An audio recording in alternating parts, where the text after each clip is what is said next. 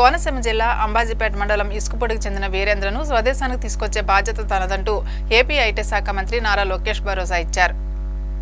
కోనసీమ జిల్లా అంబాజీపేట మండలం ఇసుకపూడికి చెందిన సరేళ్ల వీరేంద్ర కుమార్ ఉపాధి కోసం ఏజెంట్ మాటలు నమ్మి ఖత్తర్ వెళ్లాడు. ఖత్తర్లో మంచి ఉద్యోగం ఉందని చెప్పడంతో వీరేంద్ర కుమార్ వీసా కోసం ఏజెంట్కు ₹1,70,000 చెల్లించాడు. ఈ నెల 10న వీరేంద్ర ఖత్తర్ చేరుకున్నాడు. అక్కడి నుంచి ఓ వ్యక్తి 11వ తేదీన సౌదీ అరేబియా ఎడారి ప్రాంతంలోకి తీసుకెళ్లి వదిలేశాడు. దీంతో తాను మోసపోయానని వీరేంద్ర గుర్తించాడు. చివరికి తన దగ్గర ఉన్న ఫోన్లో వీడియో తీసి తన కుటుంబ సభ్యులకు పంపించాడు. దీనిని మిత్రుల సహాయంతో ఎక్స్లో పోస్ట్ చేయడంతో ఈ వీడియో చూసిన ఏపీ ఐటీ శాఖ మంత్రి నారా లోకేష్ తక్షణమే స్పందించారు.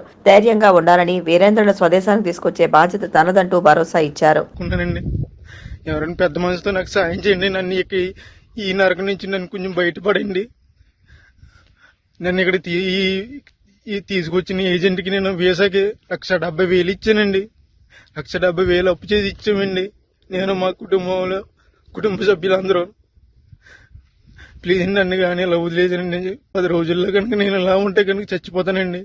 సరైన తిండి ఉండలేదండి. మంచినీళ్ళు తాగుదామన్నా కానీ నా నీళ్ళు ఉండలేదండి. ఇక్కడ ఎక్కడికో దూరం వెళ్ళి రావాల్సి వస్తుంది. ఇది చూడండి, అక్కడ ఎక్కడో చిన్న చిన్న గుడారాలు ఉన్నాయి కదండి, అక్కడ ఉండాలండి. అన్ని ఒంట్లేనండి ఇవన్నీ.